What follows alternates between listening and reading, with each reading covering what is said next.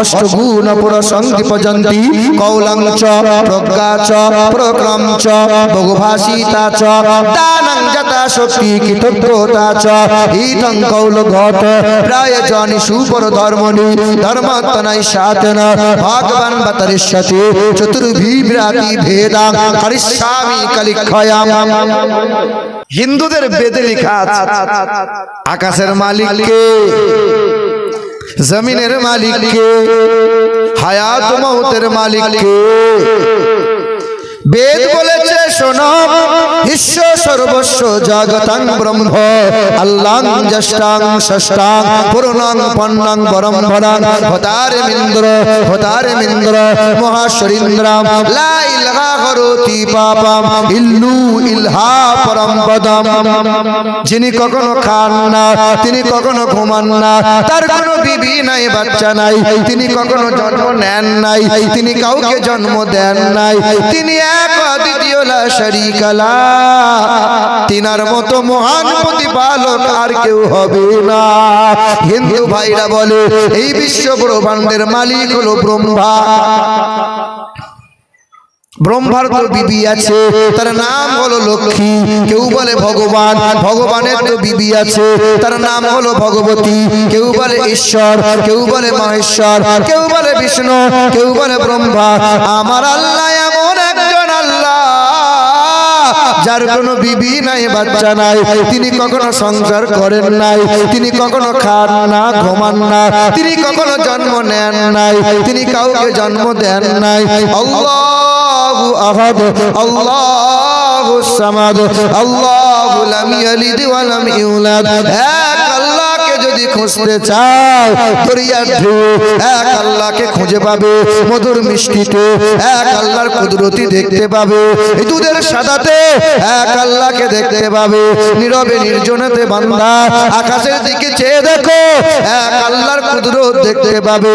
প্রতিটা সৃষ্টির মাঝে প্রতিটা সৃষ্টির মাঝে বান্দা এক আল্লাহকে খুঁজে পাবে। মানুষ যদি নিজের দেহের মাঝে এক আল্লাহর কুদরত খুঁজতে চায়, পাঁচটা অঙ্গের দিকে তাকাও, এক আল্লাহর কুদরত বিদ্যমান। সুবহানাল্লাহ, সুবহানাল্লাহ। দেহের মাঝে কয়টা অঙ্গ? পাঁচটা। এমন অঙ্গ আছে যে পাঁচটা অঙ্গ কোটি কোটি মানুষ বাস করে। এই পাঁচটা অঙ্গ আল্লাহ পাক কাউকে কারো মতো করে দান করেন নাই। এই যে আমি আপনার কথা বলছি, আমার কণ্ঠ আলাদা, আমার পূর্বের বক্তা আসাম থেকে আগত আফসার আলী সাহেব, তার কণ্ঠ আলাদা, আনিসুর রহমান সাহেব, তার কণ্ঠ আলাদা, আমাদের হাফেজ সাহেব, তার কণ্ঠ আলাদা। কণ্ঠ একটা শব্দ উচ্চারণ হতে গেলে 27টা স্তর পার করে একটা শব্দ উচ্চারণ হয়। আল্লাহ পাক এই কণ্ঠ কাউকে কারো মতো করে দান করে নাই। দুই, জীব। এই জিহ্বা রয়েছে 352টা মাংসের স্তর। আপনি বিভিন্ন প্রকারের খাবার খাবেন, বিভিন্ন স্বাদ আপনি গ্রহণ করবেন, আপনার মতো করে আমার আল্লাহ এই জিহ্বা কাউকে দেয় নাই। 3, বুড়ো আঙ্গুলের মাথার রেখা, এখানে আছে 157টা রেখা। এই যে ছেলে বলছে আব্বু শরীর আপনার অসুস্থ, আপনি থাকেন, ব্যাংকে গিয়ে আমি ফিঙ্গারপ্রিন্ট দিয়ে টাকাটা উঠিয়ে নিয়ে আসবো। সম্ভব? এই ফিঙ্গারপ্রিন্ট ছেলের সাথে মিল খাবে, ভাইয়ের সাথে মিল খাবে, মেয়ে মায়ের সাথে মিল খাবে না। তাই তো মোদী সরকার চিন্তা করলো ফিঙ্গারপ্রিন্ট দে, 10 আঙ্গুলে দে, 10 পায়ে দে। এ বাবাজিরা ভাইরা আমার, 4 দেহের চামড়া। এই দেহের মাঝে যে চামড়া আছে 9768 প্রকারের চামড়া। যখন খুব বেশি ঠান্ডা লাগে তো ঠান্ডা এখানে একটু বেশি লাগে, ঠান্ডা এখানে যেন একটু বেশি লাগে। এখানকার চামড়া আলাদা, এখানকার চামড়া আলাদা, এখানকার চামড়া আলাদা, এখানকার চামড়া আলাদা। আপনারই ছেলেটা 100 স্পিডে মস্তানি মারতে গিয়ে বাইক নিয়ে গিয়ে হাই রোডে ঠুকে দিয়ে বাড়ি এসে বলেছে আব্বা গালের চামড়া সব উঠে গেল। তো বাপ বলছে তুই আমার একটাই ছেলে, তোর গালের চামড়া উঠে যাবে মানে আমার চামড়া আছে কেটে কেটে দেবো। বাপ কেটে কেটে দেয়, ডাক্তার লাগাতে চাই, কিয়ামত হয়ে যাবে। বাপের দেহের চামড়া ছেলের দেহে কখনো সেটিং হবে? সেটিং হবে? 5, আমার চোখের মণি। এই দেখেন এখানে 1,70,000 সূক্ষ্ম সূক্ষ্ম শিরা দিয়ে ব্রেন পর্যন্ত জয়েন্ট রেখে দিয়েছেন। আপনার মতো করে এই রকম 5টা অঙ্গ কাউকে দেয় নাই, না বাপকে দিয়েছে, না ছেলেকে দিয়েছে, না ভাইকে দিয়েছে, না ভাতিজার মতো হয়েছে, না চাচা ভাতিজার মতো হয়, না মা খালার মতো হয়। আরে দুনিয়ার মানুষেরা, মা যদি খালার মতো না হয়, ছেলে যদি বাপের মতো না হয়, ভাতিজা যদি ভাইয়ের চাচার মতো না হয়, ভাই যদি ভাইয়ের মতো না হয়, বিশ্বের মহান নেতা, সৃষ্টির সূচনা, মানবতার বন্ধু, কল্যাণকর্তা আমার আপনার নবী, পিয়ারা নবী হাবিবে কিবরিয়া, বেঈমানের দল বলো কি করে নবী আমাদের মতো? শিক্ষিত মুসলমান সুধী মানুষেরা, মাদ্রাসার নাম আছে কাদরিয়া। সুন্দর নাম মাশাআল্লাহ, জান ভরা নাম। যেমন নাম তেমন এক একটা রত্ন তৈরি হচ্ছে আলহামদুলিল্লাহ। যেমন কমিটির মানুষ, তেমন মুদাররিস মুহতামিমগণ। কিন্তু কখনো কোনোদিন যেন আকীদা মনোভাব গোলমাল করে দেবেন না, নামের উপরে কামে ঠিক রাখবেন। শিক্ষিত মুসলমান সুধী মানুষেরা, পৃথিবীর জমিনে কম বেশি 3,500টা ধর্ম আছে। সব ধর্মের মানুষ এক ঈশ্বর, মহেশ্বর, ব্রহ্মা, কেউ গড, সবাই একজন প্রতিপালক, এটা বিশ্বাস করে। কিন্তু সমস্যা কোথায় জানো? আমার নবী মুস্তাফাকে নিয়ে সমস্যা। জি হ্যাঁ, আমার নবীকে নিয়ে ঝামেলা। কিছু মানুষ, কিছু শ্রেণী বেরিয়েছে, ওরা বলে যে আমরা দরুদ পড়ি তাই তো নবীর নসিবটা খুশ নসিব হয়। হ্যাঁ হ্যাঁ, নবী নবী করে লাভ নাই, হাসরের ময়দানে নবী কোনো উপকারে আসবে না। জোরে বলো নাউজুবিল্লাহ। কত বড় আস্পর্ধা! অথচ নবী মুস্তাফার শানে দরুদ ও সালাম না পড়লে হাসরের ময়দানে নবী তার জন্য সুপারিশ করবেন না। নবী কদমটা জান্নাতে না রাখলে জান্নাত উদ্বোধন হবে না। নবী জান্নাতের তালা না খুললে জান্নাত খোলা পড়বে না। নবীর উম্মত জান্নাতে না গেলে কোন নবীর উম্মত জান্নাতে যেতে পারবে না। আর শয়তানের দল বলছে নবী নবী করে কোনো লাভ নাই। আরে আল্লাহর নামে ধ্বনি দাও তো, তারপরে রাসূলুল্লাহর শানে ধ্বনি দাও। শিক্ষিত মুসলমান সুধী মানুষেরা, বাবাজিরা, ভাইরা আমার, তাহলে পৃথিবীর জমিনে প্রতিটা সৃষ্টির মাঝে মহান মালিকের কুদরত বিদ্যমান। আমার লেখা একটা গজল বড় ভাইরাল, শোনেন। কে দিল রে লতার গাছে, কে দিল রে লতার গাছে এত বড় কদু, আর কার ইশারায় মৌমাছিরা মৌচাকে দেয় মধু। ঝিনুক মাঝে কে দিল রে, ঝিনুক মাঝে কে দিল রে মুক্তামণির হার, আর আখের ভিতর কে দিল রে রস যে চমৎকার। দুধ কেন এমন সাদা, মরিচ কেন ঝাল, আর আমগুলো সব পাকলে পরে হয় কেমন লাল। আচ্ছা মানুষ বলো দেখি, ওই রাত্রি কেন কালো, আরে সূর্যমণি কোথা হতে পেল এমন আলো। সন্ধ্যাবেলায় আকাশ ঘিরে তারার আবির্ভাব, আর মিষ্ট জলে পণ্য কেন গাছের কচি ডাব। চিনি কেন মিষ্টি এত, চিনি কেন মিষ্টি এত, তেঁতুল কেন টক, আর কোকিল কেন কালো এত, ফর্সা কেন বক। আমরা সবাই বাস করি ভাই, আমরা সবাই বাস করি ভাই এ দুনিয়ার রঙে। আরে হাতের লেখা মুখের চেহারা মেলে না কারো সঙ্গে, আর মেলে না কণ্ঠ গলার, আর মেলে না কণ্ঠ গলার পুরো আঙ্গুলের টিপ। আল্লাহ তাআলা আছেন একজন, প্রমাণ হলো ঠিক।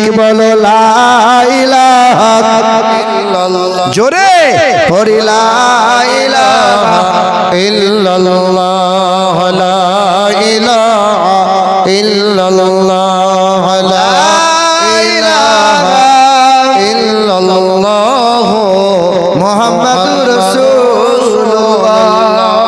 মুসলমান সারা কায়নাতে সকল সৃষ্টির ঊর্ধ্বে আল্লাহর পরে যার মর্তবা নবী মুহাম্মদুর রাসূলুল্লাহ। হ্যাঁ হ্যাঁ, সকল নবী পয়গম্বর হতে ষষ্ঠ যারে করেছেন নবী মুহাম্মদ রাসূলুল্লাহ, ষষ্ঠ কিতাব দিয়েছেন মুহাম্মদ রাসূলুল্লাহকে, ষষ্ঠ শরীয়ত দিয়েছেন আমার হাবিবে কিবরিয়া নবী মুহাম্মদ রাসূলুল্লাহ সাল্লাল্লাহু আলাইহি ওয়াসাল্লামকে। আল্লাহ পাক রব্বুল আলামিন সর্বশ্রেষ্ঠ যার উম্মত করেছেন, সকল নবী পয়গম্বরের উম্মত ছিল, আমার আপনার নবীর উম্মতকে সর্বশ্রেষ্ঠ উম্মত করেছেন। জি হ্যাঁ, প্রতিটা নবী পয়গম্বরের কাছে জিবরাইল ফেরেশতা এসেছে একবার, দুইবার, পাঁচবার, 10 বার। আমার আপনার নবীর কাছে জিবরাইল ফেরেশতা 24,000 বার হাজির হলো। প্রতি নবী পয়গম্বরকে আল্লাহ পাক 2টা 3টা 4টা করে মুজিজা দিলেন। আমার আপনার নবীকে আমার আল্লাহ মুজিজা দিয়েছেন 3000-এর চাইতেও বেশি। যারা হবে না সুবহানাল্লাহ, সুবহানাল্লাহ। এত কিছু পাওয়ার পরে মার খাচ্ছে কারা? এই দেশের মাটিতে মার খাচ্ছে কারা? লাঞ্ছিত কারা? অপমানিত কারা? আল্লাহ পাক বলে বান্দা তোরা কেউ কখনো মার খাবি না, তোদের কি কেউ অপমান করতে পারবি না। আমি আল্লাহ পাক দুটো ঘোষণা দিয়েছি, দুটো আয়াত পড়েছিলাম। ওমা আতাকুমুর রাসূলু ফাখুযুহু ওয়া মা নাহাকুম আনহু ফান্তাহু। কোরআন শরীফের পারা নম্বর 28, সূরার নাম সূরা হাসর, আয়াত নম্বর 7, পৃষ্ঠা নম্বর 5, লাইন নম্বর 8। আল্লাহ পাক জগতের মানুষকে জানিয়ে দেয়, এ দুনিয়ার মানুষেরা, কল্যাণ কামিয়াবি যদি লাভ করতে চাও, পৃথিবীর জমিনে মাথা উঁচু করে যদি তোমরা বাঁচতে চাও, ইহকালে নাজাত পেয়ে যাবে, পরকালে কল্যাণ কামিয়াবি লাভ করে নেবে। আমি আল্লাহ পাকের ঘোষণা, মা আতাকুমুর রাসূল ফাখুযুহু ওয়া মা নাহাকুম আনহু ফান্তাহু। আমার নবী তোমাদেরকে যা দিয়েছে তা তোমরা গ্রহণ করে নাও, নবী তোমাদেরকে যা শুনিয়েছে তা তোমরা শুনে নাও, নবী তোমাদেরকে যা দেখিয়েছে তা তোমরা দেখে নাও। আমার নবী তোমাদেরকে যা যা দেয় তা তোমরা গ্রহণ করে নাও, নবী যা ছাড়তে বলে তা থেকে নিজেকে দূরে সরিয়ে নাও। ওয়াত্তাকুল্লাহ, আল্লাহকে ভয় করো আর নবীর ইত্তেবা করো, নবীর অনুসরণ করো, নবীর গোলামি করো, ইহকালে নাজাত পেয়ে যাবে, পরকালে হাসতে হাসতে জান্নাতি হবে। সুবহানাল্লাহ, সুবহানাল্লাহ, সুবহানাল্লাহ। এবার আমি আপনি বিবেকে হাত দিয়ে বলি, নবী যা যা দিয়েছে তা তা কি আমরা নিয়েছি? বলেন না, বলেন না। নবী যা দিয়েছে তা কি আমরা নিয়েছি? উলামারা বাদ দিয়ে একটা প্রশ্ন করি, উলামারা কেউ বলবেন না, বলেন তো বাপ, একজন মুসলমান ঈমানদার এর সর্বপ্রথম ফরজ কোনটা? কে বলতে পারবেন? একজন মুসলমান তার সর্বপ্রথম ফরজ কোনটা? এই যে মুরব্বী বাপ, কেউ বলতে পারবেন? কোন ভাই আছে? বলেন, একজন ব্যক্তি বলেন। হ্যাঁ বলো, বলো, কে বলবেন? বলতে পারলে 500 টাকা পুরস্কার দেওয়া হবে। উঠে এসো, বলো বলো। 500 টাকা দিয়ে যেও, ভুল হয়েছে। আর কেউ আছে? আল্লাহ এক বিশ্বাস করা, তুমি তো ঈমানদার। ঈমানদার মুসলমানের জন্য সর্বপ্রথম ফরজ কোনটা? কে বলতে পারবেন? বলো, বলুন না। কে? নামাজ। নামাজ ভুল। আর কেউ বলতে পারবেন? হ্যাঁ, গোসল। আর কেউ বলতে পারবেন? বাপ মায়ের সেবা করা। আর কেউ বলতে পারবেন? না। একটা মুসলমানের জন্য সর্বপ্রথম ফরজ হলো ইলম হাসিল করা, সুবহানাল্লাহ সুবহানাল্লাহ, জ্ঞান অর্জন করা, জ্ঞান অর্জন করা। আরে নামাজ ফরজ তো সাবালক হলে তখন হবে, তার আগে তো জ্ঞান অর্জন করা ফরজ বলা হয়েছে। এ শিক্ষিত মুসলমান সুধী মানুষেরা, আমার বাবাজিরা, ভাইরা আমার, আল্লাহ পাক রব্বুল আলামিন জানিয়ে দেয়, নবী তোমাদেরকে যা যা দেবে তা তোমরা গ্রহণ করে নাও, নবী যা ছাড়তে বলে তা থেকে নিজেকে দূরে সরিয়ে নাও। এ মুসলমান বাবারা, ভাইরা আমার, আমরা সবাই তো নবীর উম্মত, আল্লাহর বান্দা, বলেন কিনা? সবাই নবীর উম্মত বলে দাবিদার আমরা, সবাই আল্লাহর বান্দা। কিন্তু কখনো কি জিজ্ঞাসা করেছেন নবী আমাদেরকে উম্মত বলে স্বীকার করেছে কিনা? আল্লাহ আমাকে আপনাকে বান্দা বলেছে কিনা? কথা বলেন না কেন? বাপের তিনটে ছেলে, তিনটে বৌমা হাজির হলো। ছোট বৌমা প্রতিদিন সকাল সন্ধ্যা শ্বশুরের পা টিপে সেবা করে, গায়ে তেল লাগিয়ে দেয়। শ্বশুর বুড়ো হয়ে গেছে, শুনছেন? শ্বশুর বুড়ো হয়েছে। সকাল হলে চা বিস্কুট দেয়, 10টা হলে নাস্তা দেয়, 12টা বাজলে পরে গরম পানি করে গোসল করাই। চায়ের দোকানে বসে বসে বলে আমার বৌমা একটা। আসলে বৌমা কটা? আসলে বৌমা কটা? শ্বশুর গর্ব করে বলে কজনাকে? কারণ শ্বশুরের কথা মতো চলে যে, শ্বশুরের আসল বৌমা হলো সে। আর দুটো বৌমা ফুলে বেগুন ফোলা হয়, শ্বশুর দেখতে পারে না। দেখবে কি করে? শ্বশুরকে তো ভালোবাসিস না, শুধু নিওয়ার তালে আছিস। এ বাবাজিরা, ভাইরা আমার, আল্লাহর বান্দা হলো তারা, নবীর উম্মত হলো তারা। খাবার শুরুতে বিসমিল্লাহ বলে খাই যারা, নবীর উম্মত হলো তারা। ঘুম থেকে উঠে আল্লাহর শুকরিয়া আদায় করে যারা, বাথরুমে যায় নবীর তরিকা মতো যায়, আর মাথায় টুপিটা নেয় নবীর তরিকা মতো নেয়, পোশাক পরে নেয় নবীর তরিকা মতো পরে, খাবার খায় তো নবীর তরিকা মতো খায়, একটাও নবীর তরিকার বাইরে যাবে না। আরে নবীর উম্মত হলো তারা, নবীর উম্মত হলো তারা। আর বাজারে গিয়ে লটারি আর মাঝে মধ্যে সুদের কারবার করে যারা, তারা তো নবীর উম্মত নাকি? কত বলো না কেন? আরে নবীর উম্মত হলো তারা। পেট বার করে পঞ্চায়েতে মেম্বার, আর পেট বার করে ব্যাংকে বন্ধন আর গ্রুপের লোন করতে যায় যারা, ওরা মা ফাতেমার অনুসারী হলো। ওরা ওই দেখো হিজাব করে বসে আছে, মনে হচ্ছে হাজি বিবি। এ বাবাজিরা, ভাইরা আমার, এখন দেখে সবাইকে ফেরেশতাদের মতো মনে হচ্ছে। এত সুন্দর মাথায় টুপি, এত সুন্দর পোশাক। কাল যখন সকাল হবে, হাট বাজার মাঠঘাট করবেন, আর কি এই পোশাক থাকবে? আর কি দেখে চেনা যাবে এটা নবীর উম্মত? স্বামী বিবেকানন্দের ভক্ত যারা, গেরুয়া পোশাক পরে রাত দিন কাটাই তারা। শ্রী চৈতন্যের ভক্ত যারা, চারিদিকে নেড়া করে মধ্যখানে ঠাড়ো করে চুল রাখে তারা। রবি ঠাকুরের ভক্ত যারা, গুনগুন করে রবীন্দ্র সঙ্গীত গাই তারা। মাদার টেরেসার ভক্ত যারা, পোশাকে আশাকে চেনা যায়, টেরেসার ভক্ত এরা। নার্সকে দেখলে চেনা যায়, পুলিশকে দেখলে চেনা যায়, আর্মিকে পোশাকে দেখলে চেনা যায়। আমরা নবীর উম্মত বলে দাবিদার যারা, পোশাকে আশাকে একজনাকেও চিনতে পারা যায় না, হিন্দু না মুসলমান। চেনা যাবে? আমার গ্রামে জুম্মার দিনে আজান হয়েছে, মসজিদে ঢুকবো, আর এমন সময় মসজিদের গা লাগা এক ভদ্রলোক, 62 বছর বয়স, ও বসে বসে তখনও ক্লিন করছে, মানে দাড়িটা সাদা করেছে আর বিরাস করে কালি রং নিয়ে এরকম করে লাগাচ্ছে। মানে চাষা কি বাবা? বলে বাবা কলপ করছে। আর 62 বছর বয়সে এখন আইবুড়ো সাজছ, মরবে না? বলে বাবা তুই জানিস আমার বয়স 62, তোর চাচি জানে আমার বয়স 62, ওই পাড়া ভাবিরা কি জানে আমার বয়স 62?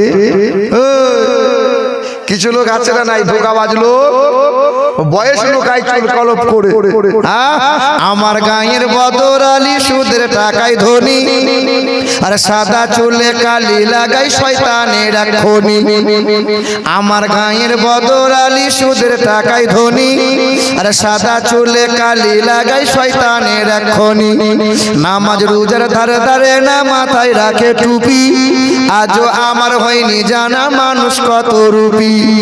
জুম্মাবারের মুসল্লি সে সামনে গিয়ে বসে, জুম্মাবারের মুসল্লি সে সামনে গিয়ে বসে, আর তসবিহ হাতে মনে মনে টাকার হিসেব কষে।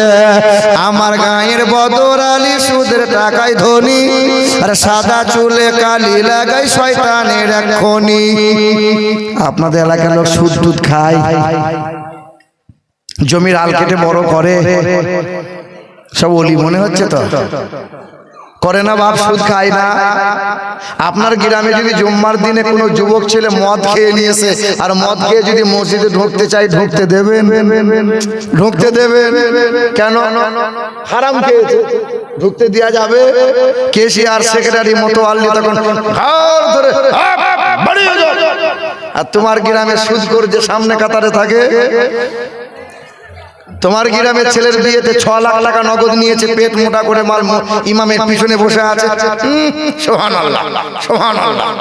ফেরেশতা বলছে আয় তোকে আছিলা করে ছিল বুঝি একবার আয়, তো সুবহানাল্লাহ বার করে দিতে আয়। হায় হায় হায় হায়। তখন তো কেউ কিছু বলে না। আনিসুর রহমান সব সত্য বলতে পারবে না, ওর চাকরির ভয় আছে। কি বলছেন ভাই? আনিসুর রহমান সাহেবকে জুম্মার দিনে বলবে যে হুজুর সব সত্য কথাগুলো বলবেন তো।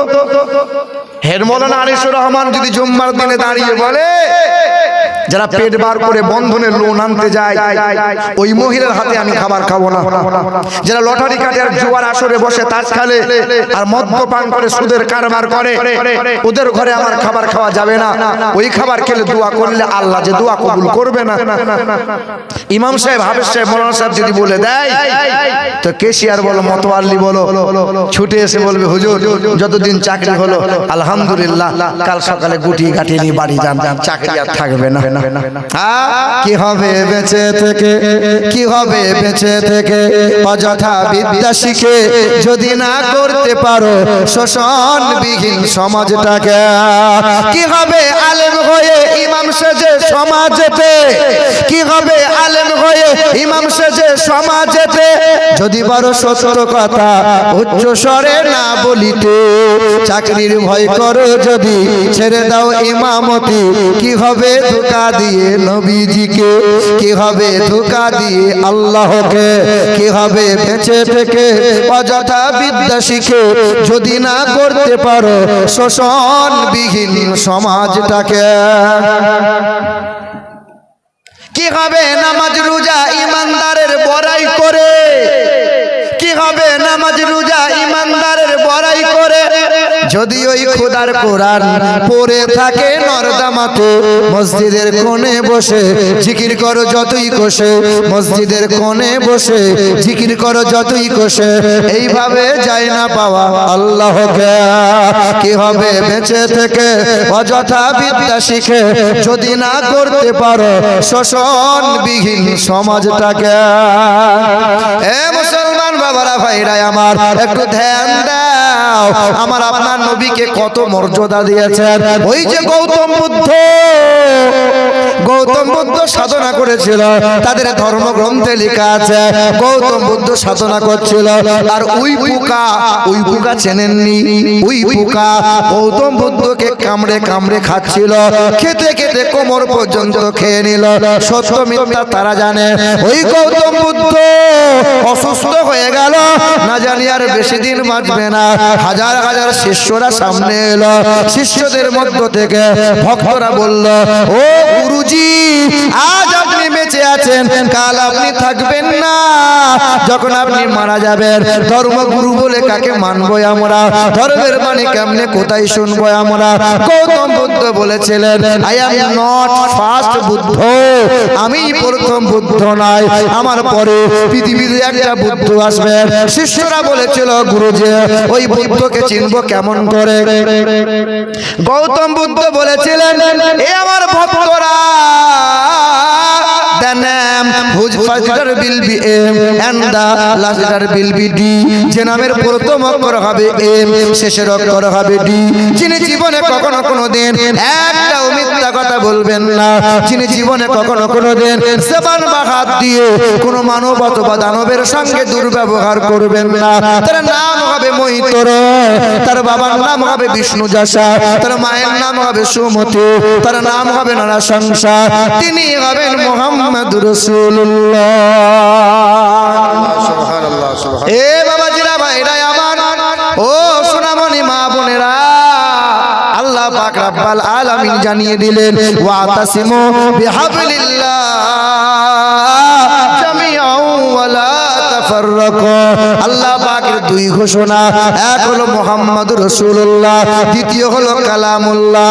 এই দুটো জিনিস যখন আঁকড়ে ধরে নিবি, দুই সম্পদকে যখন বুকে তুলে নিবি, কেউ তোদের মারতে পারবে না, কোনো জায়গায় অপদস্থ হতে হবে না, মাথা উঁচু করে বাঁচবি তোরা, নাজাতের রাস্তা পাবি, ইহকালে কল্যাণ পাবি, পরকালে হাসতে হাসতে জান্নাতে যাবি। ওয়ালা তাহিনু ওয়ালা তাহজানু, দুঃখ যেন করবি না, সাহস তোরা হারাবি না। আরে বিজয়ের পতাকা তোর হাতে উড়বে, আর কোরআনের শীতল হাওয়া বিশ্বের কোনায় কোনায় পৌঁছে যাবে। তোরা যদি নবীজির প্রেমিক হয়ে যাস মুমিন আর মুমিনা। সুবহানাল্লাহ সুবহানাল্লাহ। এ বাবাজিরা, দ্বিতীয় নম্বর ঘোষণা, এক ঘোষণা হলো মুহাম্মদুর রাসূলুল্লাহ, দ্বিতীয় নম্বর ঘোষণা হলো কালামুল্লাহ। কালামুল্লাহ, কালো হও কিংবা ফর্সা, আরবি হও কিংবা বিহারি, বাঙালি হও কিংবা গুজরাটি, এই দলের হও কিংবা ওই দলের, ছোট হও কিংবা বড়, নারী হও কিংবা পুরুষ, সব মানুষকে আল্লাহ জানিয়ে দেয়, কোরআন বুকে তুলে নাও। হুদাল্লিন নাস ওয়া বাইয়ানাতিন মিনাল হুদা ওয়াল ফুরকান। কোরআন রিসার্চ করো, কোরআন পড়ো। এই যে মাদ্রাসায় কাদরিয়া, যে মাদ্রাসায় এক একটা রত্ন হাফেজে কোরআন হলো, মাদ্রাসায় কোরআন পড়ানো হয়, মাদ্রাসায় আলিম পড়ানো হয়, হাদিস পড়ানো হয়, এই মাদ্রাসা তালবিল ইলম। আর তোমাদের মধ্যে তফাৎটা কি জানো? এদের কাছে নবী আছে, কোরআন আছে, তোমার কাছে নবী নাই, কোরআন নাই। দেখো আদর্শের তফাৎ। তুমিও মোবাইল চালাও, আমরা মোবাইল চালাই। তোমরা মোবাইলটা অন করে বাম দিকে যাও আর ন্যাংটা ছবি দেখে দেখে নাচ গান দেখে রাত দিন কাটাও। আমরা যারা হুজুর আলেম উলামা, আমরাও তো মোবাইল। আমার মোবাইলটা আছে তো নাকি? আছে তো? আমার মোবাইলটা আছে তো?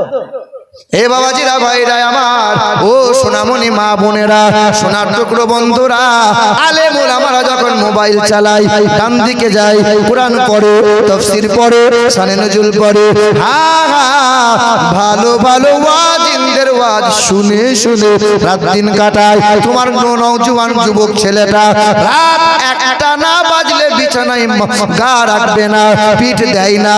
আর তোমার আমার এই আলেম ওলামা তালবিল ইলম যারা ইশারা নামাজ পড়ে রাত 9টা 10টা কোরআন পড়ার পরে আর জেগে থাকতে পারে না। তোমার ছেলেটা বেলা 8টা না বাজলে ঘুম থেকে ওঠে না। তালবিল ইলমরা ফজর হয়ে গেলে আর ঘুমিয়ে থাকতে পারে না। কারণটা হলো তোমার বুকে কোরআন নাই, নবী নাই, এদের বুকে কোরআন আছে, নবী আছে। তুমি দাড়িটা চাঁচতে তোমার বড় ভালো লাগে, একটু দাড়ি বড় যদি হয় জলদি করে চেটে সাদা করে দাও, তোমার দাড়ি চাঁচতে বড় ভালো লাগে। আর আমাদের দাড়ি চাঁচার কথা ভাবলে বড় ভয় লাগে। কেন ভয়? কিসের ভয়? তোমরা মাথায় টুপি দিতে লজ্জা করো, আমাদের মাথায় টুপি না দিলে বড় লজ্জা লাগে।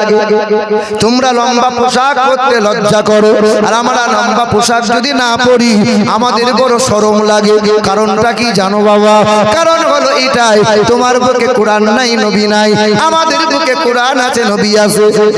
এ মা বোনেরা, যাদের বুকে কোরআন আছে, নবী আছে, তারা কখনো না পাকি থাকতে পারে না, বাপ মাকে কষ্ট দিতে পারে না।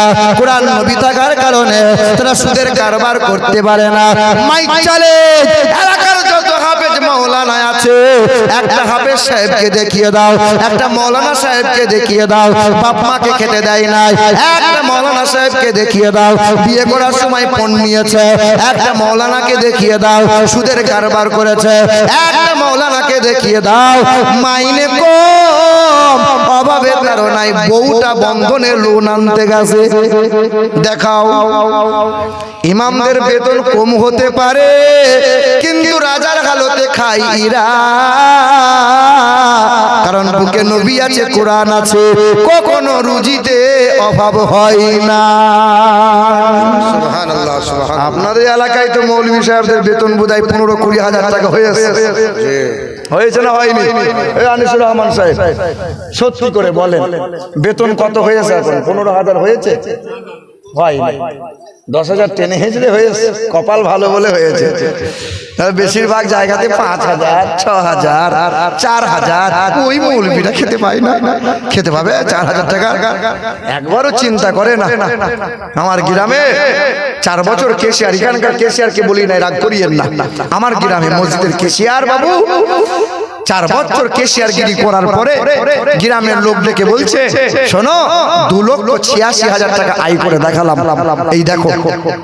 আমি হাতটা ধরে বললাম, বাবু 2,86,000 টাকা যে আয় করলে, তা মৌলভী সাহেবের বেতনটা কয় টাকা বাড়ালে? বলে 5 বছর ধরে মৌলভীর বেতন 5,200 টাকা দিচ্ছি, ওটাই দিচ্ছি। মৌলভীর বেতন কিন্তু বাড়বে না। কি বলো বলো?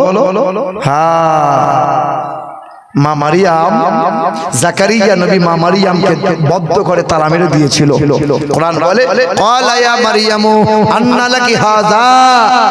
মা মারিয়ামকে যখন তালা মেরে দেয়া হলো, আর জাকারিয়া নবী তালা খুললেন। ক্বালা ইয়া মারিয়ামু আন্না লাকি হাযা, ক্বালাত হুয়া মিন ইনদিল্লাহ।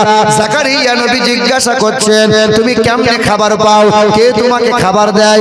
এ মারিয়াম। তখন মারিয়াম বলে, ক্বালাত হুয়া মিন ইনদিল্লাহ, হুয়া মিন ইনদিল্লাহ, ইন্নাল্লাহা ইয়ারযুকু মান ইয়াশাউ বিগাইরি হিসাব। আমাকে বেহিসাব তিনি রুজি দেয়, যাকে সর্বদাই স্মরণ করে যায়। হায় হায় হায় হায়। এ মুসলমান বাবারা, ভাইরা আমার, ও সোনামণি মা বোনেরা, একটু ধ্যান দাও। তোমার আমার ঘরে নওজোয়ান ছেলেগুলো যখন পেশাব করে, সাইকেল বাইকটা দাঁড় করায়, আর দাঁড়িয়ে দাঁড়িয়ে ছটছট করে পেশাব করে, অর্ধেকটা পেশাব প্যান্টে মুছে নেয়, পেশাব করে পানি নেয় না, লজ্জা শরম করে না। মাদ্রাসার 5 বছর, 6 বছর, 4-8 বছর, 10 বছরের তালবে ইলম যারা প্রকাশ্যে পেশাব করে না, গোপনে করে, পেশাব করে পানি নেয়, হাঁটুর ওপরে কাপড় কিন্তু ওঠে না। কত কত মুরব্বী মানুষ পেশাব করে, 40 বছর নামাজ পড়ে, বাথরুমে যায়, আর কাপড়টা কাঁধে তুলে নেয়। পিছন দিয়ে কোনো মানুষের চোখ যদি চলে যায়, মনে হয় সুন্দরবন দেখা যায়। হ্যাঁ, লজ্জা করো না, শরম নিও না বাপ। হাঁটুর ওপরে কাপড় তুলে পেশাব করা যায়, বাথরুমে বসা যায়, জানো না? কারণ তুমি যে কোরআন কখনো পড়লে না, মাদ্রাসায় কোনোদিন আসলে না। বিস্কুট কারখানা দেখেছি, কেক কারখানা দেখেছি, লোহা ফ্যাক্টরি দেখেছি। এটা হলো মানুষ তৈরির একটি কারখানা, মানুষ তৈরির কারখানা।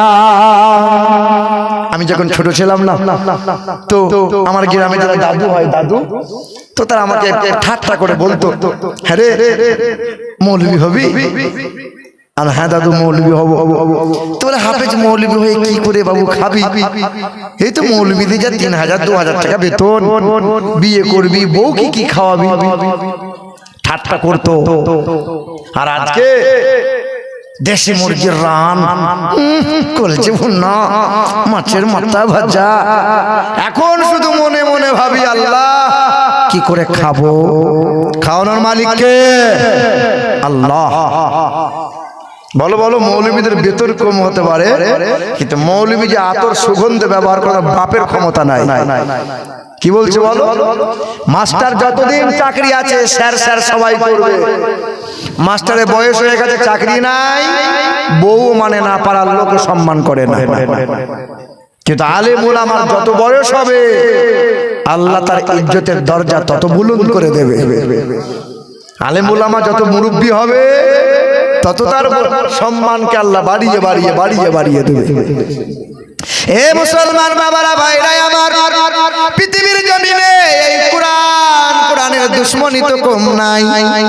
পৃথিবীর সব দুশমনেরা যদি এই কোরআনকে নিয়ে পৃথিবী থেকে হারিয়ে দেওয়ার পরিকল্পনা করে, পৃথিবীর দুশমনেরা সবাই যদি কোরআনগুলোকে নিয়ে, পৃথিবীর সব কোরআনকে নিয়ে বস্তায় বস্তায় বস্তায় বস্তায় ভরে আর কোরআনগুলোকে নদীতে সাগরে ভাসিয়ে দেয়, পৃথিবী থেকে বলো কোরআন হারিয়ে যাবে? পৃথিবীর সব কোরআন যদি এক কাছে জড়ো করা হয় আর কোরআনে আগুন লাগিয়ে যদি পুড়িয়ে দেওয়া হয়, বলো পৃথিবী থেকে কোরআন হারিয়ে যাবে? যদি আগুন লেগে ধ্বংস হয় পৃথিবীর সব বইয়ের দোকান, বিশ্ব থেকে হারাবে না পবিত্র কোরআন। বলো কেমন করে করবে ধ্বংস তোমার আগুনের আর বিশ্ব ভরা লক্ষ লক্ষ আছে কোরআনের হাফেজ। আবার ছাপাবে তারা, আবার ছাপাবে তারা আসমানি গ্রন্থ, বাঁচাবে ইসলামের ঈমান, বিশ্ব থেকে হারাবে না পবিত্র কোরআন। কোরআন কেউ মুছতে পারবে? কেউ হারাতে পারবে না। পৃথিবীর পণ্ডিতেরা, পৃথিবীর বৈজ্ঞানিকেরা অনেকেরই চেষ্টা করেছিল কোরআনকে মুছে দেব, কোরআনের ভুল বার করব, মুসলমানদের নাম নিশানা মুছে দেব। না না, কেউ পারবে না। উত্তর ভারতের মথুরার বৃন্দাবনে বিখ্যাত একটা মন্দির আছে, 300 বিঘা জমির মধ্যখানে দাঁড় করানো। ওই মন্দিরে পূজারী হয়েছিলেন তিনি অক্সফোর্ড বিশ্ববিদ্যালয় থেকে 12টা ভাষায় এমএ করা ব্যক্তি ছিলেন যিনি। তার নাম ছিল ডক্টর শিবশক্তি সরোজে। বাবার নাম ছিল মহন্তম প্রতং দাসদাস, মায়ের নাম ছিল বানুমতি কর। হিন্দু সমাজের মানুষেরা তাকে ভগবান বলে সম্মান করত। হঠাৎ একদিন হিন্দু সমাজের মানুষের সামনে কোরআনটা নিয়েছিল, কোরআনটা ছিঁড়ে দিয়ে বেয়াদবি করে নিল, মুসলমানদের কলিজায় আঘাত করেছিল। হিন্দুরা বাহবা দিয়েছিল। দেখবেন পৃথিবীতে কোন নেতা যদি ভাইরাল হতে চায় তো মুসলমানদের বিরুদ্ধে যদি কেউ কথা বলতে পারে তো সে বড় ভাইরাল হয়। হয় কি হয় না গো? মুসলমানদের বিরুদ্ধে কথা বলো, ভাইরাল। আমাদের বাংলার মাটিতে একটা ঘোষ ছিল, বলেন ঘোষ। আমাদের বাংলার মাটিতে একটা ঘোষ ছিল, কি ঘোষ যে নাম, ও ঘোষ বলেছিল যে দিলীপ ঘোষ, ও মাল বলেছিল মুসলমানগুলোকে বাংলা থেকে সব দূর করে দেবো। হ্যাঁ হ্যাঁ হ্যাঁ বলেছিল, খুব ভাইরাল হয়ে গেল কিছুদিন। আল্লাহ বলছে দাঁড়া, মুসলমানদের বিরুদ্ধে যাবি তো তোকে ধুয়ে মুছে দেবো। মালটাকে দেখা যায় না, তেমন দেখা যায়। এ বাবাজিরা, ভাইরা আমার, ওই ব্রাহ্মণ মানুষটা কোরআন ছিঁড়েছিল, কোরআনের সঙ্গে বেয়াদবি করেছিল, হিন্দু সমাজের মানুষেরা বাহবা করেছিল। ওই ব্রাহ্মণ মানুষটা 1 মাস চলে গেল, 6 মাস কেটে গেল, বছর খানিক পার হয়ে গেল। দিল্লির বিমানবন্দরে দাঁড়িয়েছিল, একটা বিমান থমকে গেল। বিমানের সিঁড়ি ধরে পা পা করে কিছু মানুষ আসতেছিল, মাথায় টুপি ছিল, লম্বা জুব্বা ছিল। ব্রাহ্মণটা সামনে গিয়ে জিজ্ঞাসা করছিল, ও বাবা আপনারা কোথায় থেকে আসছেন বাবা? বলে মক্কা মদিনা থেকে আসছি। হাতে কি? বলে পানি। বলে পৃথিবী এই জমিনে ভারতে কি পানি নাই? বলে এই পানি সেই পানি নয়, এটা হলো জমজমের পানি। এটা কি পানি বলো? জমজমের পানি তো নিশ্চয়ই পান করেছেন। আল্লাহর হাজী বান্দারা কি জমজমের পানি দেয় না? এই যে মা বোনেরা, যদি কোনো মহিলার বাধক ভালো না হয়, যদি কোনো মহিলার সাদা সিরাপ ভালো না হয়, যদি কোনো মহিলার লিভারের সমস্যা ভালো না হয়, গ্যাস্ট্রিক আলসার কোনো পুরুষ মহিলার যদি ভালো না হয়, লিভারের রোগ শিফা হয়ে যাবে। নবীজির হাদিস, জমজমের পানি 40টা দিন পান করো, আর সকালবেলায় খালি পেটে পান করার আগে 40 বার সূরা ফাতিহা পড়ে জমজমের পানি যদি পান করে, 40 দিনের আমল করলে পেটের রোগকে আল্লাহ শিফা দান করে দেবে। আর একটু জোরে হবে না? ফ্রিতে ওষুধ পাচ্ছেন, তবু সুবহানাল্লাহ বলতে মনে হয় না। ডাক্তারের ওষুধ খুব নেবে, নবীর দেওয়া ঔষধ কখনো বৃথা যাবে না। পৃথিবীর 1 নম্বরে পানি হলো জমজম, বিশ্বের 1 নম্বরে পানি হলো জমজম, বিশ্বের 1 নম্বরে শহর হলো মদিনাতুল মুনাওয়ারা, বিশ্বের 1 নম্বর ফজিলতপূর্ণ পাহাড় হলো সাফা মারওয়া, বিশ্বের 1 নম্বরে পালওয়ান হলো শেরে খুদা মাওলাই আলী, বিশ্বের 1 নম্বরে শহীদ হলো ইমামে হোসাইন, বিশ্বের 1 নম্বরে মহান নেতা মহাবৈজ্ঞানিক নবী মুহাম্মদুর রাসূলুল্লাহ। আচ্ছা, বিশ্বাস হয় যে নবী মুহাম্মদ সাল্লাল্লাহু আলাইহি ওয়াসাল্লাম বিশ্বের মহাবৈজ্ঞানিক? বিশ্বাস করেন আপনারা? এই কথাটা ওই গ্রামে এসেছিলাম, আমাদের মিজানুর রহমানরা চলে গেছে বোধহয়, একটা গ্রামে, কি গ্রাম?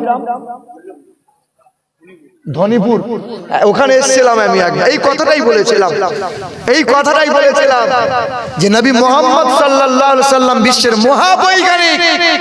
এটা অসংখ্য মুসলমান বিশ্বাস করে না। আরে নবী কত বড় বৈজ্ঞানিক তুমি দেখো, তুমি তো রিসার্চই করলে না, তুমি তো পড়লেই না নবীর জীবনীটা। হ্যাঁ, নবী মুহাম্মদ সাল্লাল্লাহু আলাইহি ওয়াসাল্লাম 1450 বছর আগে নবীজি বললেন, পুরুষ মানুষ যারা টাকনুর উপরে কাপড় পরিধান করবে তারা, মহিলারা যারা টাকনু ঢাকা দিয়ে রাখবে তারা। একদিনও জিজ্ঞাসা করতে মন হলো না যে টাকনুর উপরে কাপড় মহিলারা, এই টাকনু ঢাকা দিয়ে রাখবে মহিলারা, আর টাকনুর উপরে কাপড় পরবে পুরুষেরা, এর উপকারিতা কি? কেন নবীজি বলছেন? যে সময় কোনো ল্যাব ছিল না, পরীক্ষা নিরীক্ষা করার যন্ত্র ছিল না, বর্তমানে চিকিৎসা বিজ্ঞান সেলুট জানিয়ে বলে নবী মুহাম্মদ সাল্লাল্লাহু আলাইহি ওয়াসাল্লামের মতো এত বড় মহাবৈজ্ঞানিক কেউ হবে না। পুরুষ মানুষ, বর্তমানে চিকিৎসা বিজ্ঞান বলছে পুরুষ মানুষেরা অধিকাংশ সময় যদি এই টাকনু ঢাকা দিয়ে রাখে, তা অতি অল্প সময়ে, অতি অল্প দিনে জৈন শক্তি হারিয়ে ফেলবে। পুরুষ মানুষ হাট বাজার করবে, পুরুষ মানুষ মাঠ ঘাট করবে, পুরুষ মানুষ টাকনু খোলা রাখবে, সূর্যের আলো পাবে, যত পরিমাণে সূর্যের কিরণ পাবে, আর এই পুরুষ মানুষের সূর্যের কিরণ পাওয়ার কারণে যে ভিটামিন পাওয়া যায়, হরমোন আর জৈন শক্তিকে বাড়িয়ে তোলে।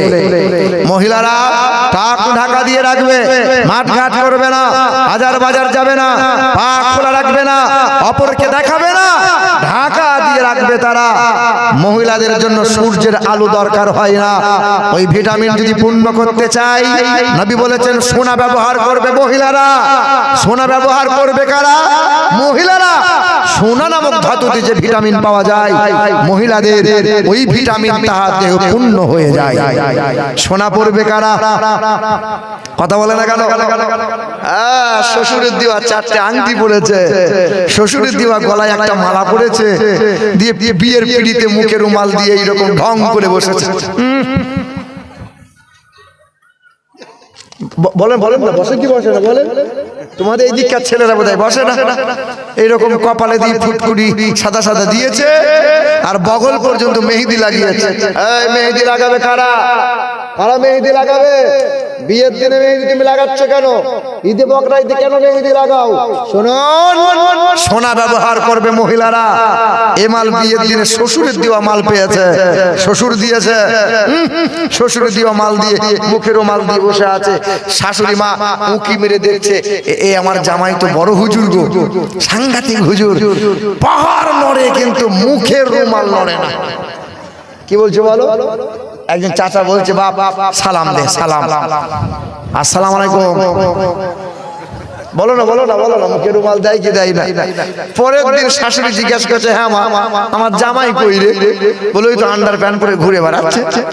বলে সর্বনাশ, ছি ছি ছি ছি ছি, যে জামাইয়ের মুখের রুমাল লড়ে না ও মাল দেখছি আজকে আন্ডার প্যান্ট পরে ঘুরে বেড়ায়। বলে মা বডি খুলে রেখেছি, শুধু ইঞ্জিনটা নিয়ে এসেছি। জীবনে একবার সালাম দেয় আর কোনোদিন সালাম দেয় না। মাথায় টুপি লম্বা পাঞ্জাবি পরে আর কোনোদিন পরবে না। আর জলসার মাহফিলে বলবে আমরা নবীর উম্মত, নবীর দেওয়ানা। শোনা পড়বে মহিলারা, হুজুর একবারও বলে না ডিজে বাজিয়ে বিবাহ মজলিস চলবে না। মুসলমান ঘরে হিন্দুদের মতো ডিজে বাজবে কেন? মহিলারা কোমর দুলিয়ে নাচ করবে কেন? হায় হায় হায়, গায়ে হলুদ হয় কি হয় না বলেন? লজ্জা শরম গেছে কোথায়? দেখো দেওরের গায়ে হলুদ হবে আর কাঁচা হলুদটা বেটে ভাবিটা হাতে নিয়েছে হলুদ, এই যে হলুদ নিয়ে তখন কোথায় কোথায় যে দেয়, কোথায় কোথায় হাত দেয়, মানে লজ্জাও নাই শরমও নাই।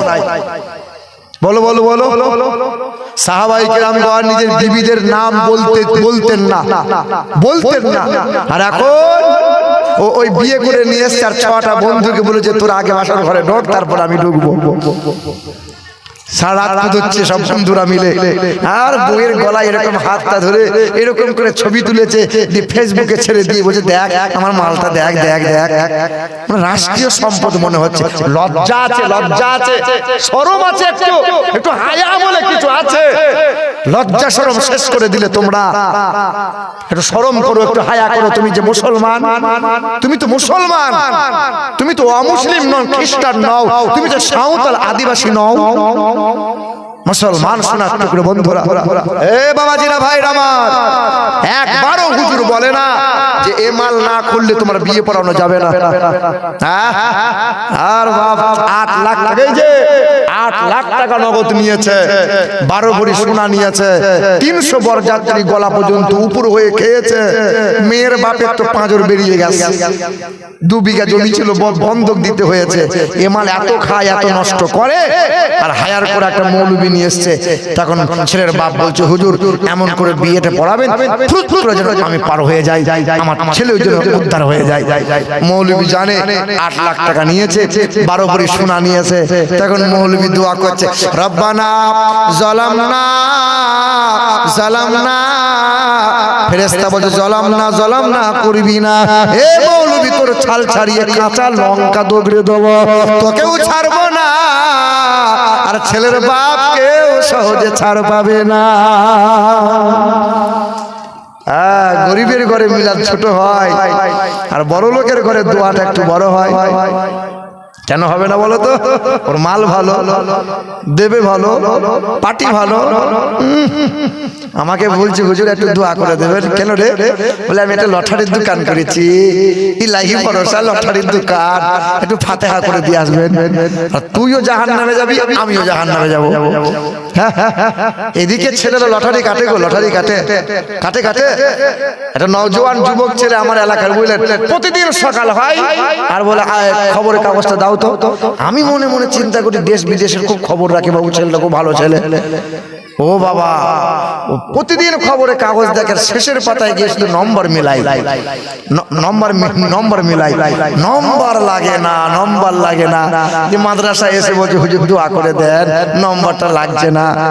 তোর জন্য কি দোয়া করব, তুই নিজে নিজে পারলে করগা।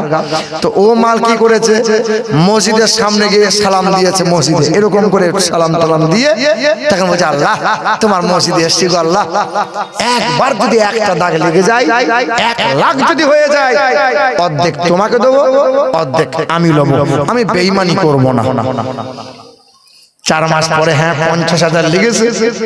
50,000 লেগে যাওয়ার পরে তখন মাল মসজিদের সামনে গিয়ে বলছে আল্লাহ, ও আল্লাহ, এই জায়গায় দাঁড়িয়ে আমি তোমাকে কথা দিয়েছিলাম দেবো, তুমি আমাকে বিশ্বাস করতে পারলে না। 50 তুমি আগে আগে নিয়ে নিলে। কত বড় চিটিং বাজ বলো, কত বড় শয়তান হলে এমন কথা বলতে পারে। লটারি কাটবেন না। ইন্নামাল খামরু ওয়াল মাইসিরু ওয়াল আনসাবু ওয়াল আজলামু রিজসুম মিন আমালিশ শাইতান। মদ্যপান করা, লটারি কাটা, জুয়ার আসরে বসা সমপরিমাণ গুনাহ। যে গুনাহ করলে পরে সংসার থেকে আল্লাহ বরকত উঠিয়ে নেয়, ওই ব্যক্তিকে একদিন ঋণ করা লাগবে, পথে বসে পথে ভিখারি হওয়া লাগবে। হা হা হা হা হা।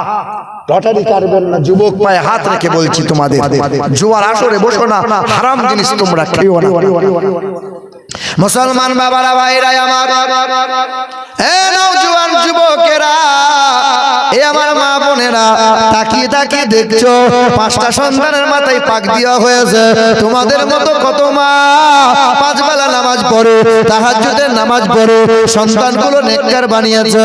আমার মা একজন তোমাদের মতো মা, বড় পীর আব্দুল কাদের জিলানী রাদিয়াল্লাহু তাআলা আনহুর মা একজন তোমাদেরই মতো মহিলা। খাজা বাবার মা একজন মা, বাবা নিজামউদ্দিন আউলিয়ার মা একজন মা। তোমরা যেমন মা হয়েছে, কত মায়ের বাচ্চা হয় না, রাত দিন আফসোস করে কান্না করে, এ মা তোমার 2টা 3টা 4টা ছেলে মেয়ের মা, মা তুমি নামাজ কেন পড়ো না, পর্দাশীলা কেন করতে পারলে না, স্বামীর সেবা কেন করতে পারলে না। একটা সন্তানকে যদি হাফেজে কোরআন বানিয়ে দিতে মা, তুমিও নাজাত পেয়ে যেতে, ছেলের বাপটা নাজাত পেয়ে যেত। 7টা জাহান্নামী মানুষকে হাফেজে কোরআন জাহান্নাম থেকে তুলে নিয়ে এসে হাসতে হাসতে জান্নাতে নিয়ে যাওয়ার ক্ষমতা পাবে। আল্লাহ সুবহানাল্লাহ। নারে তাকবীর, আল্লাহু আকবার, নারে রিসালাত, জশ্নে দস্তারে হিফজ জিন্দাবাদ, মাদ্রাসা কাদরিয়া জিন্দাবাদ, নারে তাকবীর। আল্লাহু আকবার। এ বাবাজিরা, ভাইরা আমার, একটু ধ্যান দাও। ওই ব্রাহ্মণ মানুষটা অক্সফোর্ড বিশ্ববিদ্যালয় থেকে 12টা ভাষায় এমএ করা ব্যক্তি ছিলেন। ওই মানুষটা কি করেছিলেন? কোরআনের ভুল বার করেছিলেন, মানে কোরআনটাকে ছিঁড়ে দিয়েছিল। ওই মানুষটা কি করলো? ও হাজী সাহেব, জমজমের পানি কি একটু দেওয়া যাবে? জমজমের পানি নিলেন, দিল্লির বড় ল্যাবে নিয়ে গেলেন, পরীক্ষা করলেন। 1 বার 2 বার 10 বার পরীক্ষা হয়েছিল। ডক্টররা বলেছিল, ও ব্রাহ্মণ বাবাজি, আজকে যে পানি পরীক্ষা করলাম, এই পানিতে বিন্দু মাত্র কোনো জীবাণু নাই। এই পানি হলো বিশ্বের 1 নম্বর পানি। এ পানি হলো জমজম। ওই মানুষটা টনক নড়েছিল, চিন্তা উদয় হয়েছিল, ইসলামকে জানার মনোভাব এসেছিল। তাই তো দিল্লির চাঁদনি চকে চলে গেল, একটা কোরআন কিনে নিল। ইংরেজি ভাষার অনুবাদ কোরআন কেনার পর ওই মানুষটা বাড়ি গেল। বাড়ি থেকে কোরআন পড়ে, কোরআন 1 মাস পড়ে, 2 মাস কোরআন পড়ে, রাতের বেলায় কোরআন পড়ে, নিরিবিলি নির্জনে কোরআন পড়ে, 4 মাস 6 মাস কোরআন পড়ে। পড়তে পড়তে পড়তে পড়তে 2 বছর 2 মাস হয়ে গেল। ওই মানুষটা কোরআন বুকে নিয়ে মন্দিরে দাঁড়িয়েছিল। 300 বিঘা জমির মধ্যখানে দাঁড় করানো মন্দিরটা ছিল। ওই মন্দিরে দাঁড়িয়ে দাঁড়িয়ে চিৎকার করে বলেছিল, কালেমায়ে লা ইলাহা ইল্লাল্লাহ মুহাম্মাদুর রাসূলুল্লাহ।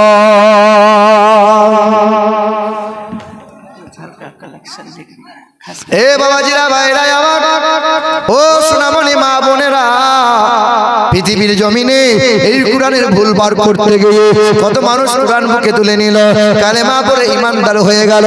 আব্বাজান, সবচেয়ে বেশি আমার নবীকে আল্লাহ ভালোবাসেন। ওই নবীকে পাহাড়ে চিনলো, গাছে চিনলো, মাঠে চিনলো, কঙ্গলে চিনেছিল, চাঁদে নবীকে চিনেছিল, সবাই নবীকে চিনেছিল। আমরা এমন নবীর উম্মত, ওই নবীকে চিনতে পারলাম না। ওই নবী তোমার আমার জন্য কি করে নাই জানো? একদিন আম্মা জান আয়েশা আসরের নামাজ পড়ে দরজার কাছে দাঁড়াইয়ে রয়।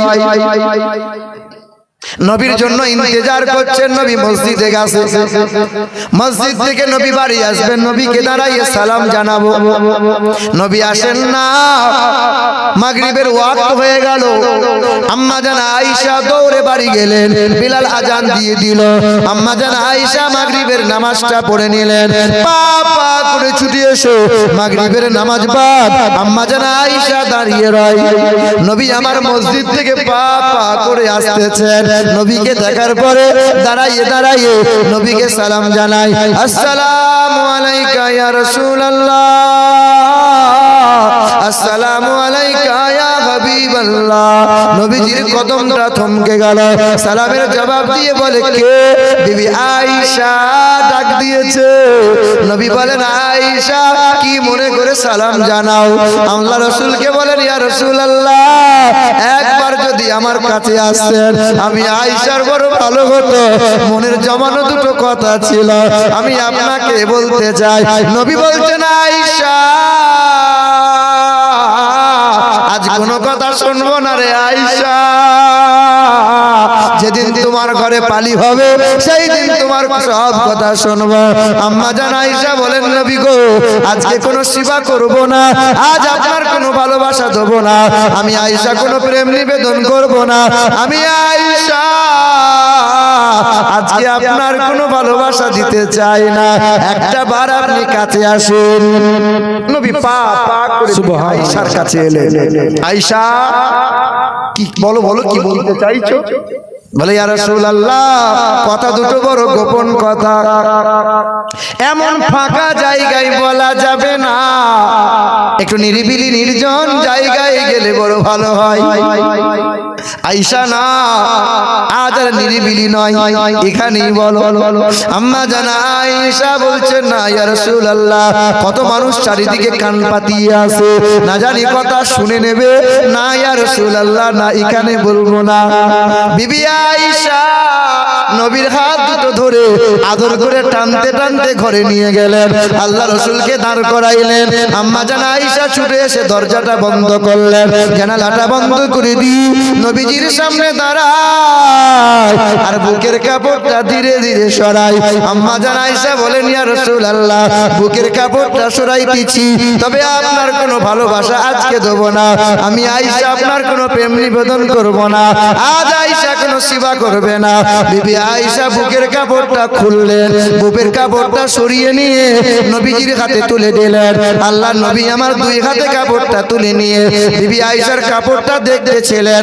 দেখতে দেখতে নবীর চোখ দুটো পানি মুবারকে যেন ছলছল করতেছিল। কাতর কণ্ঠে নবী আমার বলতেছিল, আয়েশা ছিঁড়া কাপড় পরে কেমন রাত কাটাও রে আয়েশা, কেমন দিন পার করো রে আয়েশা। আম্মা জান আয়েশা বলেন, ইয়া রাসূলুল্লাহ, একটাই মাত্র পরনের কাপড়, রাতে পরি, দিনে পরি, ইবাদতে বেইবাদতে পরি, সর্ব অবস্থায় পরি গো নবী। একটা যদি কাপড়ের ব্যবস্থা করে দেন তবে আমি আয়েশার দুটো কাপড় হলে বড় ভালো হয়। নবী বলছেন, আয়েশা ছিঁড়া কাপড় পরে রাত দিন কার পার করো রে আয়েশা। আমি নবী আমার কাছে আর একটা কাপড় দেওয়ার মতো এই মুহূর্তে সামর্থ্য নাই আয়েশা, কারণ গরিবী হালতটাকে আমি নবী বেছে নিয়েছি। এ আয়েশা, তুমি এই রকম ছিঁড়া কাপড় পরে রাত দিন কাটাও, আর আমি আমার উম্মতির চিন্তায় সর্বদাই চিন্তিত হয়ে রই। বলে, আয়েশা ছিঁড়া কাপড়টা সেলাই করে নাও, খেজুর গাছের পাতা নিয়ে ছিঁড়া কাপড়টা সেলাই করে নিয়ে কয়েকটা দিন তুমি চালাইয়ে নাও। নবীজির বিবি আম্মা জান আয়েশা বলেন, খেজুরের পাতা নিয়ে এসেছিলাম, দরজা জানলাটা বন্ধ করেছিলাম, ঘরটা অন্ধকার হয়ে যায়, কাপড়টা সেলাই করা হয় না গো নবী। নবী আমার বলেন, আয়েশা বাতি জ্বালাতে কি পারো না? বিবি আয়েশা বলে, গো নবী, আপনার বিবি আয়েশার ঘরে তেল টুকু নাই। সুবহানাল্লাহ।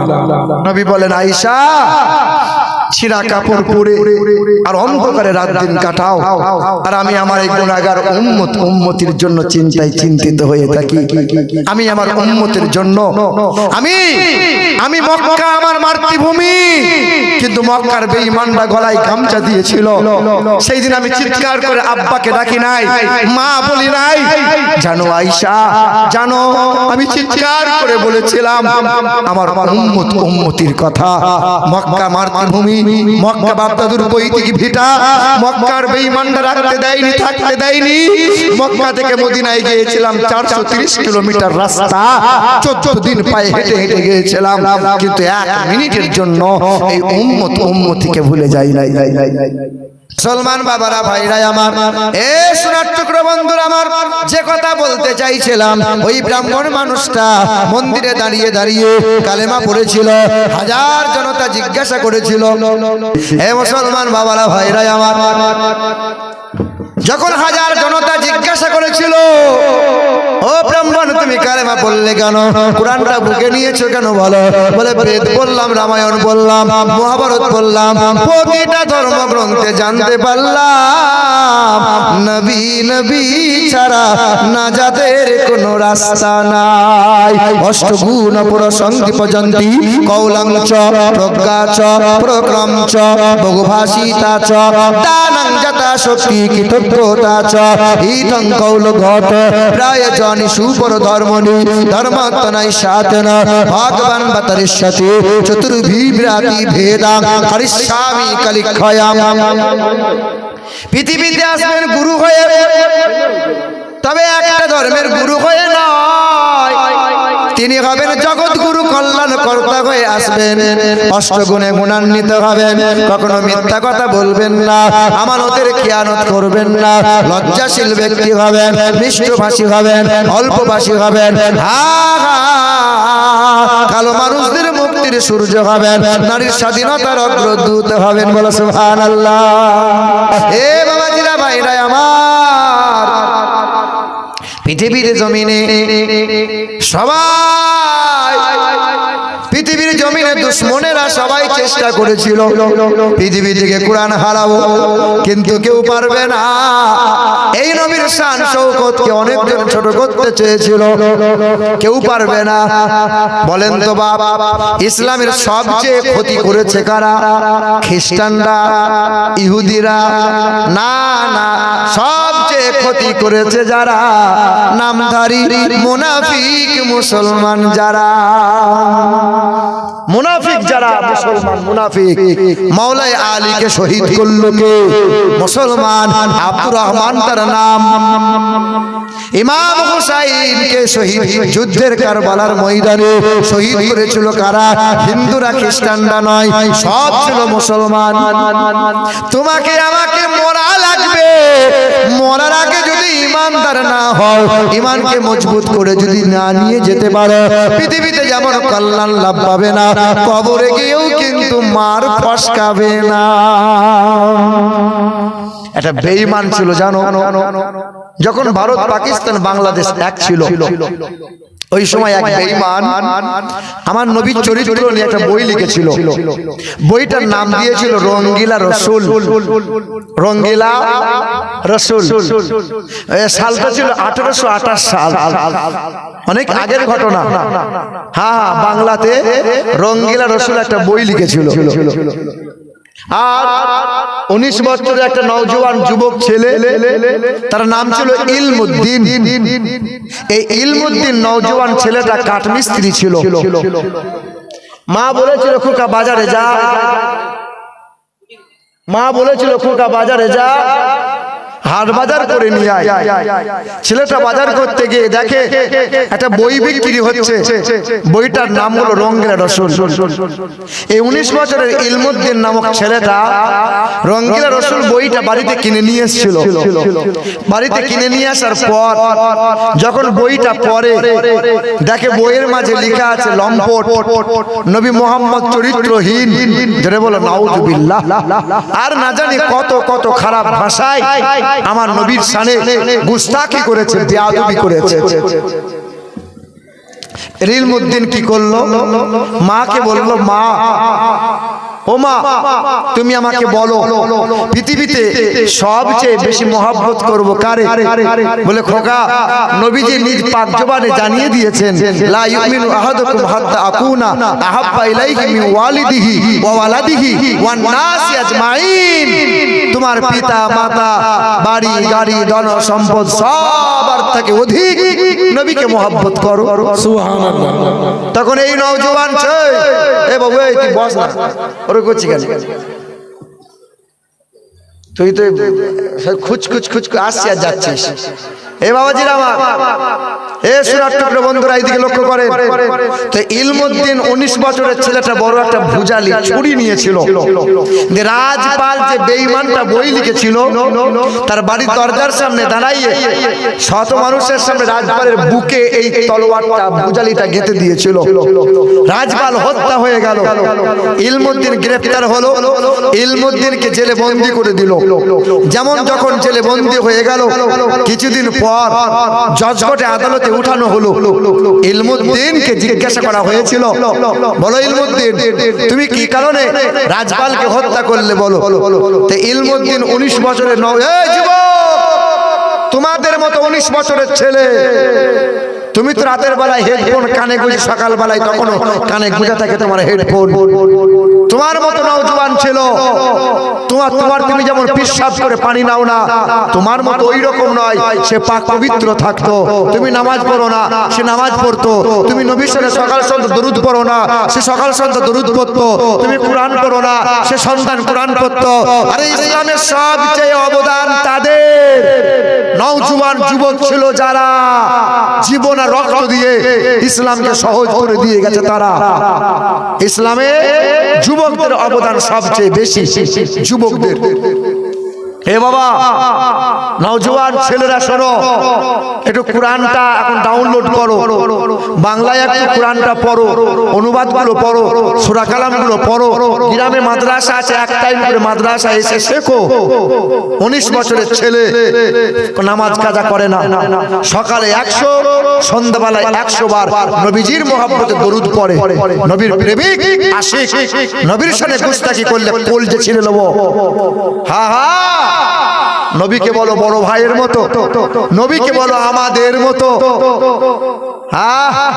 এখন কিছু কিছু শয়তান বেরিয়েছে ওরা বলছে জানাজা পড়ার পরে মাটি দেওয়ার সময় আর ওই মিনহা খলাকনাকুম ওয়া ফিহা নুইদুকুম ওয়া মিনহা নুখরিজুকুম এই দোয়ার পড়া লাগবে না, দোয়াটা পুরাতন হয়ে গেছে। কিছু কিছু শয়তান বেরিয়েছে বলছে এইটা আমাদেরটা সহি আর এই রকম তোমাদের ভুল, তোমাদের গালাত। বলে দোয়া করা আর যাবে না, দোয়া করলে গুনাহ হবে, দোয়া করা যাবে না। আর না জানি কত ধর্মটাকে নিয়ে এমন বিভ্রান্ত সৃষ্টি করেছে ওরা। বন্ধুরা আমার নবীজির প্রেম করেন, প্রেম বিনে ইবাদত খোদার দরবারে গ্রহণ হবে না। যেখানে ভক্তি নাই প্রেম নাই সেই ইবাদত খোদার দরবারে গ্রাহ্য নয়। ইলমুদ্দিন 19 বছরের নওজোয়ান কাঠগড়ায় দাঁড়িয়েছিল। জজ প্রশ্ন করেছিল তুমি রাজপালকে হত্যা করলে কেন বলো। বলে স্বইচ্ছায় আমি হত্যা করেছি। যে আমার নবীর সামনে বিয়াদবি করবে, কলম চালাবে, তাকে তোমরা নিয়ে আনন্দে মাথায় করে নিয়ে নাচবে, আমি নবীর উম্মত আমি সহ্য করতে পারবো না। তাকে পৃথিবী থেকে বিনা মানে স্বইচ্ছায় আমি তাকে পৃথিবী থেকে সরিয়ে দিয়েছি। জজ কি করলো এই ইলমুদ্দিনের বিরুদ্ধে কলম চালিয়ে মানে ফাঁসির অর্ডার দিয়ে দিল, ফাঁসি হবে। তো জিজ্ঞাসা করছে খোকা তোমার শেষ তামান্না কি বলো, শেষ ইচ্ছা কি। 19 বছরের ছেলেটা মাকে খোঁজে নাই, আব্বাকে খোঁজে নাই। বলেছিল যে নবীজির প্রতি কোরআন নাজিল হয়েছে, যে কোরআনে 30টা পারা আছে, 540টা রুকু আছে, 86,430টা হাফেজদের বুকে আছে, 3,23,671টা যে কোরআনে অক্ষর আছে, ওই কোরআনে নবীজির গুণগান কম বেশি 1200 বার করা হয়েছে। ওই কোরআনটা নিয়ে এসো, সূরা ইয়াসিনটা পড়ে আমি একটু চুমা দেবো আর কোরআনটা আমি মায়ের কোলে ফিরিয়ে দেবো। মা বলেছিল দেখ ছেলে মানুষ করেছি, দেখ দেখ ছেলেকে নবীজির মহব্বতে বিসর্জন দিয়ে দিলাম, আল্লাহর রাগে ছেলেকে কুরবান করে দিলাম। ইলমুদ্দিন ফাঁসির মঞ্চে দাঁড়িয়েছিল, কালো কাপড়টা পরিয়েছিল, বেঈমানরা মানে জাল্লাদ গলার দড়ি ফাঁস দিয়েছিল। টাইমটা হয়ে গেল, দড়িতে টান দিয়ে দিল, ইলমুদ্দিনের চেহারা ঝুলে গেল, মানে ইন্তেকাল হয়ে গেল। লাশ নামানো হলো, গোসল দেওয়া হলো, খুশবু লাগানো হয়, কপুল লাগানো হয়, কাপড় পরানো হয়। কাপড় পরিয়ে আল্লামা ইকবাল হায়াতে ছিল ওই সময় লাখ লাখ মানুষের কলিজা কেঁপে উঠেছিল। 19 বছরের ছেলেটা আমাদের ঈমানটা বাঁচিয়ে দিয়ে গেল। মানুষেরা কেঁদে কেঁদে কবরের পাশে গিয়ে দাঁড়িয়ে দোয়া করেছিল, জানাজায় দাঁড়িয়ে দোয়া করেছিল। ইলমুদ্দিনের কবর হয়ে গেল, 1 মাস গেল, 2 মাস গেল। আল্লাহর কসম, ইতিহাস সাক্ষ্য দেয় 3 মাস হয়েছিল। সরকারের প্রশাসন দাঁড়িয়েছিল আর কবরটা খুঁড়ে লাশ ওঠানো হয়েছিল, লাশের চিকিৎসা হবে। 3 মাস পরে যখন লাশ তোলা হয়, যেমনকার চেহারা, যেমনকার পশম, যেমনকার চামড়া তেমনই ছিল। একটা পশম পড়ে যায় নাই, লোম উঠে যায় নাই, সুগন্ধিগুলো কমে যায় নাই। তুমি আমি আশিকে রাসূল না হয়ে যদি মরি, চিকিৎসা বিজ্ঞানটা বলছে হ্যাঁ এই মানুষটা যখন মারা যাবে 6 দিনে নখটা খসে যাবে, 9 দিনে চুলগুলো খসে যাবে, আর 17 দিনে পেটটা ফেটে যাবে। সবাই জানি মরা লাগবে। যে সুখের বিছানায় শুয়ে থাকে তাকেও মরা লাগবে, যে দুঃখের বিছানায় শুয়ে থাকে তাকেও মরা লাগবে, যে কান্নায় রাত কাটায় তারও মরা লাগবে, যার দুঃখে সুখে রাত পার হয় তারও মরা লাগবে। দেখবে দিন যাওয়ার পরে সন্ধ্যা কিন্তু হবেই হবে। যে রঙ্গ মঞ্চে মেতে উঠে তারও একদিন ভোর হবে, আর যে তাহাজ্জুদের নামাজে সিজদায় পড়ে তারও একদিন ভোর হবে।